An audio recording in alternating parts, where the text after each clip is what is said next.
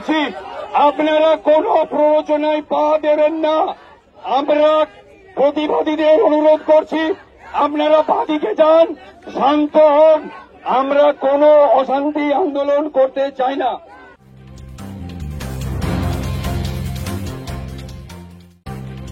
অভয়া ধর্ষণ হত্যা মামলায় আরজিকর মেডিকেল কলেজ ও হাসপাতালের প্রাক্তন অধ্যক্ষ সন্দীপ ঘোষ ও টালা থানার প্রাক্তন ওসি অভিজিৎ মণ্ডলের বিরুদ্ধে সাপ্লিমেন্টারি চার্জশিট জমা দিতে সিবিআইয়ের ব্যর্থতা এবং আর্থিক দুর্নীতি মামলায় আরজিকর মেডিকেল কলেজ ও হাসপাতালের প্রাক্তন অধ্যক্ষের বিরুদ্ধে চার্জশিট জমা দিতে সিবিআইকে রাজ্য সরকারের অনুমতি না দেওয়ার বিরুদ্ধে 14 ডিসেম্বর কলকাতায় অভয়া মঞ্চের আহ্বানে প্রতিবাদী গণজমায়েত এবং কুশপুত্তলিকা দহনের কর্মসূচি নেওয়া হয়েছিল।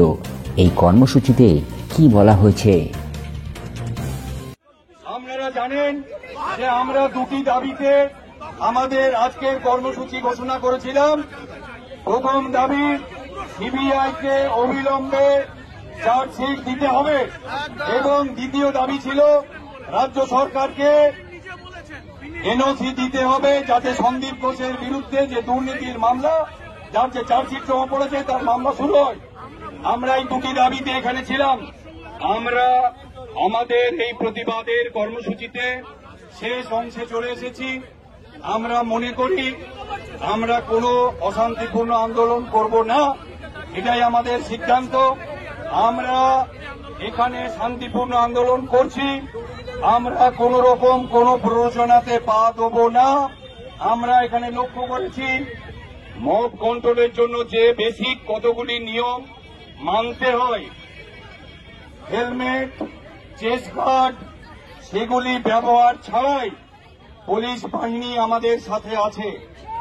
এবং মনে রাখুন, আমি আপনাদের সাবধান করছি, যদি কোনো জায়গা থেকে কোনো দুষ্কৃতী কোনো ভিড় চড়ে, তার দায়িত্ব আমাদের ওপরে চলে আসবে। এখানে মিডিয়ার সমস্ত ব্যক্তিরা আছেন, আপনারাও এই কথা শুনছেন। মব কন্ট্রোলের জন্য যে বেসিক কতগুলি নিয়ম মানবার কথা, সেগুলি পুলিশ হয়তো মানছে না, আমি জানি না।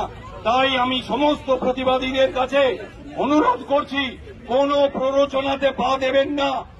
এখান থেকে, বাইরে থেকে আমাদের কোন প্রতিবাদী কোনো অশান্তি আন্দোলনে যাবে না।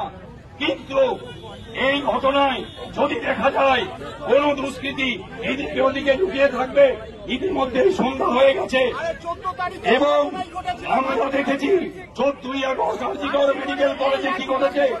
তাই সেই দুষ্কৃতীরা যদি দুটো দিন চলে, তার দায়িত্ব আমাদের হবে। তাই আমরা আবার অনুরোধ করছি আমাদের প্রতিবাদীদের, আমাদের কর্মসূচি আমরা শেষ ঘোষণা করছি। করার আগে এটা বলতে চাই, আমরা যে দুটি দাবি নিয়ে এখানে এসেছিলাম, আমাদেরকে যেন বাধ্য করা না হয় যে আমরা এখানেই থেকে যাব। আমরা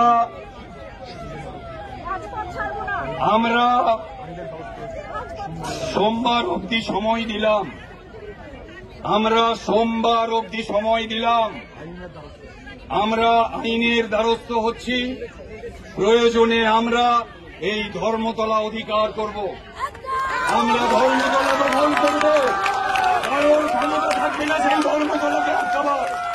আমরা আইনের সাহায্যে ধর্মতলা দখল করব। সোমবার অবধি আমরা সেই সময় দিচ্ছি।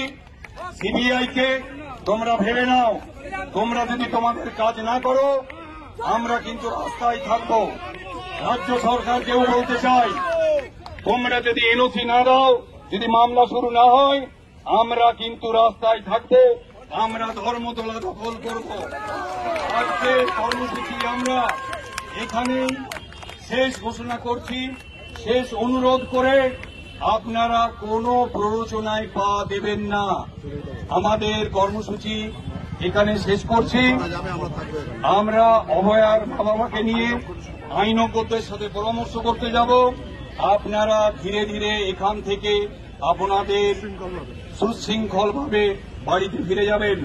আমরা জানি যে উত্তেজনা মানুষের মধ্যে আছে, যে দুঃখ, যে রাগ, যে ক্ষোভ আমাদের মধ্যে উগরে উঠছে। রাস্তা ছেড়ে আমরা কেউ যেতে চাই না। সবার বুক দেখে আমার মনে হয় যে আমরা এখানেই থেকে যাই, যতদিন না আমাদের মেয়ের ন্যায় বিচার পাই। কিন্তু আমরা যেহেতু শান্তিপূর্ণ আন্দোলন করছি, তাই আমরা ধাপে ধাপে বলতে চাই, আমরা সোমবার অবধি সময় দিচ্ছি।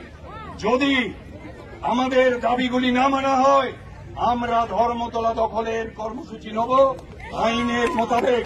তাই আজকে সবার কাছে অনুরোধ, আপনারা সুশৃঙ্খল ভাবে আপনাদের বাড়িতে ফিরে যান। আমাদের প্রতিবাদের আগুন চলছে।